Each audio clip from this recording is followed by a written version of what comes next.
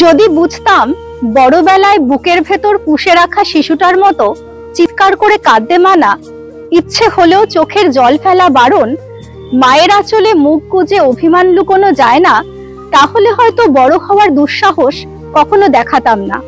কারণ আমি জানি এই দুঃসাহস দেখানোর মতো ততটা সাহসী আমি নই।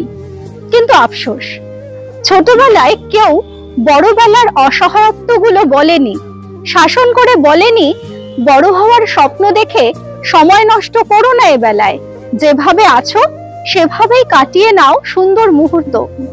দৌড়ে নাও যতক্ষণ না হাঁপিয়ে যাও, হেসে নাও প্রাণ খুলে, সংকোচের খাতিরে নিজেকে দমিয়ে রেখো না, কারণ বয়সের সাথে সাথে আনন্দ যাপন করতেও তুমি লজ্জায় পড়বে। আর তার চেয়েও বেশি লজ্জায় পড়বে ভীষণ দুঃখে চোখের জল ফেলতে। জানো না, এবেলায় চোখের জল ফেলাও বারণ।